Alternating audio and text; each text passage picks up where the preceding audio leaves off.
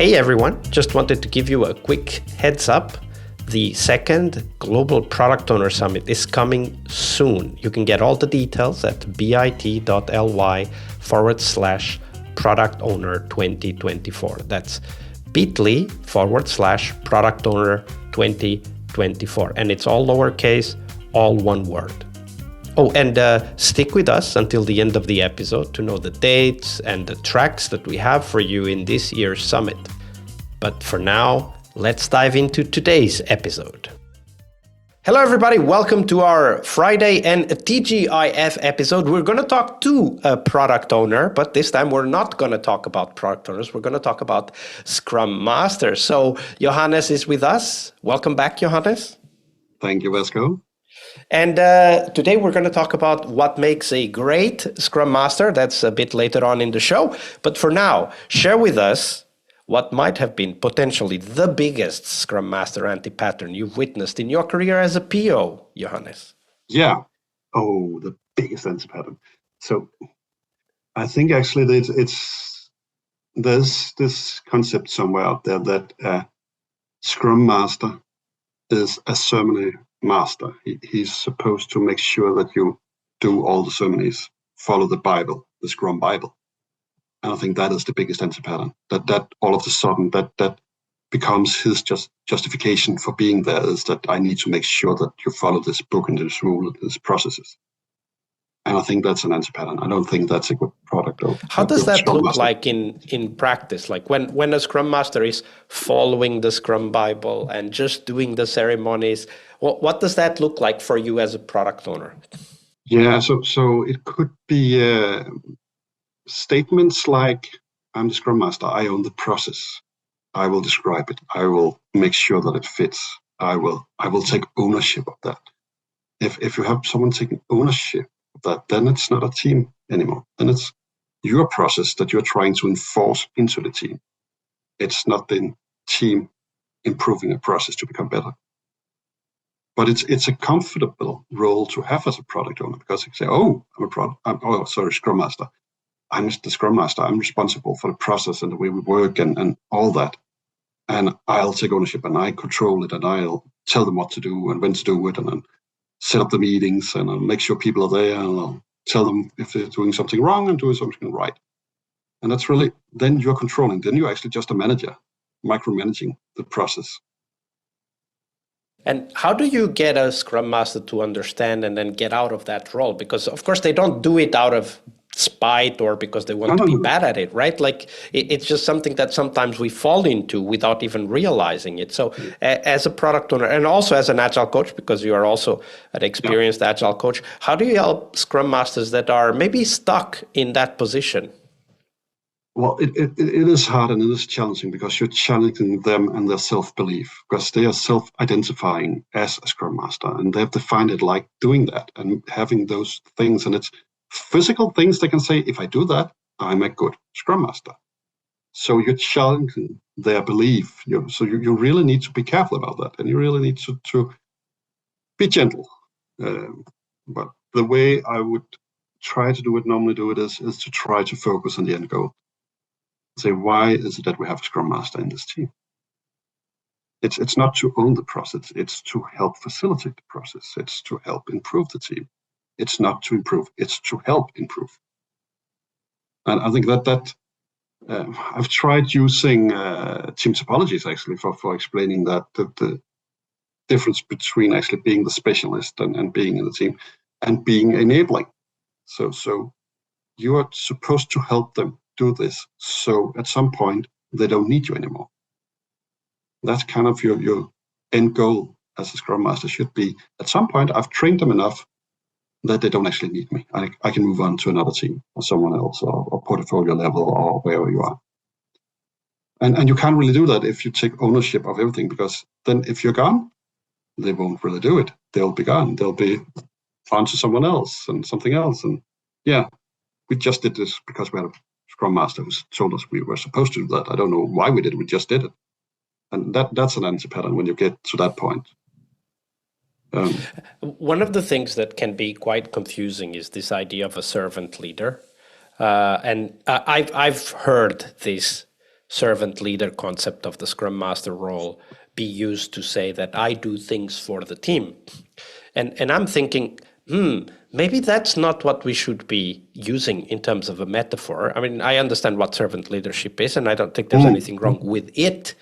But I think that the Scrum Master can also look at themselves as being more of a growth coach, right? You're helping the team grow. And what does that mean? That means that it's the team that needs to grow. It's not me who makes them grow. It's them who want to grow. And that starts with simple things like, how do they want to grow? Why do they want to grow? Do they want to grow? Question mark, right? And if we start from that perspective, we quickly realize that actually the process is not how they grow. The process just gives them kind of a structure that they can reliably know what's going to happen next. But it's not the solution to all of their questions, right? And if the process is not a solution, but rather kind of a frame that helps the team navigate their real life problems, then it's not so important who hosts those ceremonies.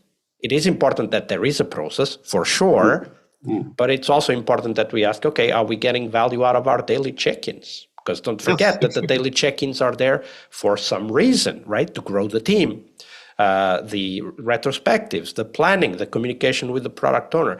So one of the things that comes to mind is that maybe in the Scrum Master world, we are still very much stuck in this servant leadership aspect, and we focus too much on the servant and forget too much about the leadership. Yeah, that could be a brilliant point, actually. I feel like I need to do a quote for you here. So, if I simply told you what to do, ultimately you would fail. You have to gain the understanding for yourself. You probably know where that's from. That's from the goal. It's from the goal. It's my favorite quote, basically. And that's basically it. If I just tell you what to do, you will fail. If I just tell you need to do a check-in, a daily stand-up, you will fail. You have to understand why you're doing it. What's the purpose of it? Then you can use it for something good. Then you can grow. Then you can improve it. Then you can find other ways of doing it that fits better for your context. Absolutely. I really love that quote. Maybe I'll start using that more. Please do. So that's also why I started in a Scrum team and I moved to Kanban. And that's because in the context I was in, I started somewhere where we could deploy once every 4 weeks because that was the only time we were able to deploy. That makes sense. Scrum was good for us there. And we were all quite new. So the structure of Scrum really helped us. Then I moved into an organization where we did 20 daily deploys into production. Why should we wait 2 weeks to deploy something? It didn't make sense anymore. So the purpose that and structure that Scrum kind of gave me and helped me with to start with, all of a sudden it really didn't fit the context anymore. So I needed to find something else that I could make fit the context, but still to achieve the same goal. Better software out to the customer faster and higher quality, basically. Absolutely. All right, but that was the anti-pattern. Of course, we also want to hear about great examples of great Scrum Masters out there. So from your product owner perspective, Johannes, describe for us the best Scrum Master you've ever worked with. How did they work? Yeah, how did they work? So I think that's actually the one that introduced me to Scrum in my first product owner role. I have to give him credit for where I'm at today, and he doesn't even know it. So I need to catch up with him in this maybe definitely this do episode. That. That's worth doing. Yeah. So basically, he was patient, laid back, good at trying to pinpoint why we were doing stuff. Not so much rigid about you need to have the daily check-in. You need to have the retrospective. We are holding a retrospective because we want to improve, we want to be better, we want to learn. And that kind of helped me a lot to understand why we're doing it. When I understand the purpose of something, then I can see why I need to do it. And I can help improve it. I can grow. And that's also the way I'm wired. I really, really hate to do something without knowing why I'm doing it.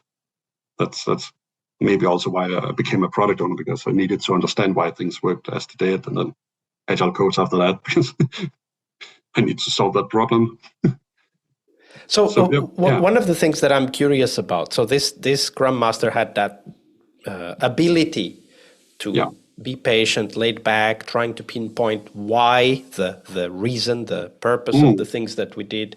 But how did they interact with you as a product owner? What do you think were the key characteristics that that Scrum Master, what they did that helped you become a better product owner?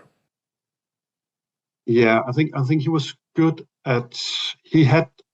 There was a period where there wasn't really any product owner for that team, so he had to step into that role and try to help prioritize the backlog of bugs and everything they had. So he was really good at trying to make me understand the importance of prioritization. There was a list of 200 bugs, and his question to the organization and the owners were, okay, where should I start? Because he was not a product owner, he didn't really care, just tell me what to do. And he said, I can just start from the start. And the manager said, oh, you can't do that. That's wrong. Okay, then I'll start from the bottom. No, you can't do that either. Okay, what can I do then? What should I do? Because I need to choose something. And that means I also need to choose something that I'm not doing right now. And he really was good at telling the stories. And those stories helped me understand what was actually needed to be a success as a product owner. And for me, that key was the ability to how did he do that? How did he help you with the stories? Well, basically, he helped my understanding of the problems we had. That we had many stakeholders, we had many people who had ideas about what this project, this tool should be used for, and what we should do first, and what's most important. And there was a conflict. You could never please everyone. That wouldn't be possible. So how do I actually elevate that to a level where that's not a problem?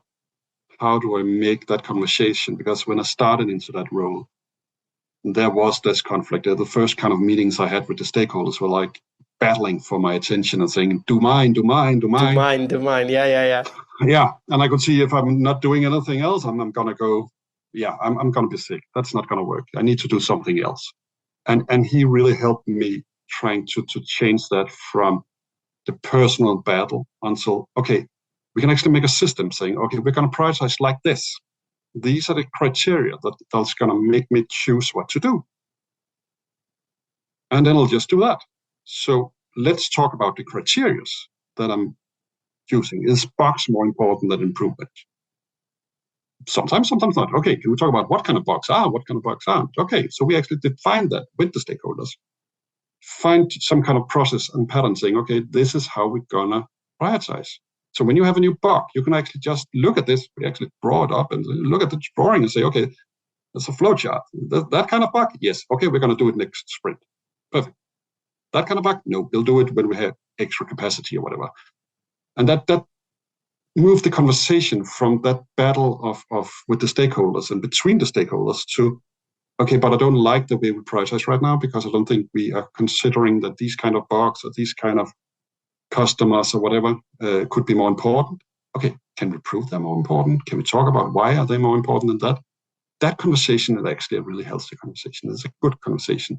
And as a product owner, it's also a satisfying conversation because you get new insights, you get new ideas, you understand why are they talking about that product all the time, or this customer, or that bug. What's triggering them?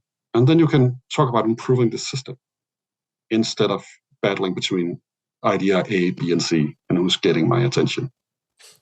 Absolutely. And helping product owners have better conversations is really a key aspect of that Scrum Master role. Yeah, definitely. Because when you reach that point, that's what unlocks the door, basically, that you can do that. Because all of a sudden, it's not an attack on you. And it's not that you have to disappoint people every single week, because you can never do everything people want you to do.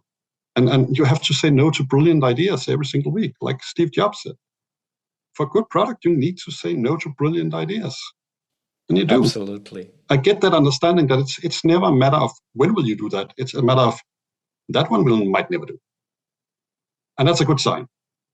Absolutely, because saying no is what allows you to do the things that matter. Exactly. And the more valuable the things you're saying no to is, the more value you're actually creating. Because you're doing stuff that's even more important than that. Exactly. So it's a really good signal, and it's a really good measurement. It is a good signal. I like how you described it. And just imagine the world where you said yes to everything. imagine the amount of crap you would actually produce. We're about to experience that with content being created with ChatGPT these days. So Yeah. we're going to experience that very, very soon. And everybody thought that the AI was going to be like Terminator. I thought that based on what I've seen, it's probably going to be a lot more like the Wall-E movie by Pixar, where the planet is covered in a mountain of trash. That might be more accurate. Yeah. Johannes, we're getting close to the end. Thank you very much for being with us this week. But before we go, where can people find out more about you and the work that you're doing? I think LinkedIn is the perfect place. I do comment and write small articles and stuff like that there. So that's the place that works for me. So maybe we'll put a link to me there. Absolutely. We'll put the link on the show notes so people can easily find Johannes. And why not reach out and ask a few follow-up questions? I'm sure Johannes would be happy to engage in a conversation with you. Johannes, it's been a pleasure. Thank you very much for your generosity with your time and your knowledge. No problem. Actually, just as a final comment, I want to look back, actually, because we talked about we met at Erdo. And just this week, so it hasn't really been announced yet, I've actually entered the committee for Erdo. So I'm looking for new speakers for next year. So do reach out if you have something interesting to say. We might have a good conversation, and I might help someone get onto the big stage and talk about all this stuff. Absolutely. So reach out to Johannes if you want to show up at Ordev. Yeah. Thank you, Johannes. You're welcome. Hi there, Agile friends. Thank you for sticking around and listening to the details of the Product Owner Summit, this year's global summit dedicated to a critical Scrum role, the product owner role, of course. We'll have some amazing keynotes and 4 tracks filled with first-hand stories and experiences for product owners to learn more about that critical Scrum role. The summit will take place between April 23rd and 25th, so book your calendars. There will be loads of sessions for you to attend. One of the keynotes will be Dave West, the product owner and CEO at Scrum.org, one of the largest Scrum organizations in the world. If you want to know more, check out the details at bit.ly/product owner 2024. That's all one word, all lowercase, bit.ly/product owner 2024. We will also have 4 tracks. The 4 tracks will cover cross-functional product ownership. That's track 1. As Pixar's Ratatouille said, not every idea can be a great idea, but a great idea can come from anywhere. And this quote emphasizes the importance of a product owner being open to all ideas, regardless of the source, and also challenges us to focus on getting good ideas from everywhere and involving the whole team in the product owner role and responsibilities. The second track is Designing Products for Growth, where we explore how to craft products ready for scalable growth, merging practical strategies with innovation. The idea here is to learn to design products for growth, whether it is sales or customer acquisition. The third track is Know Your Users, user-centric approaches for agile development. In this track, we learn to master user-centric techniques in agile development, to deeply understand customer needs and transform insights into meaningful UX designs that focus on engagement and satisfaction. This is a track ideal for innovation-focused agile teams. And the fourth track, one of the most exciting tracks in my opinion, is product development with AI, ideas for product owners. Not only do we discuss about using AI in the products, but also AI for product owners to learn to make a bigger impact with the help of the AI tools that we already have. The Product Owner Summit will also present to you great opportunities to network with your peers. So get your ticket and join our Slack. You can get the ticket and join the Slack at bit.ly/product owner 2024. As always, we have free tickets and also the paid tickets that help to support this podcast. So check them out at bit.ly/product owner 2024. That's all lowercase, all one word, product owner 2024. I'll see you in the summit floor.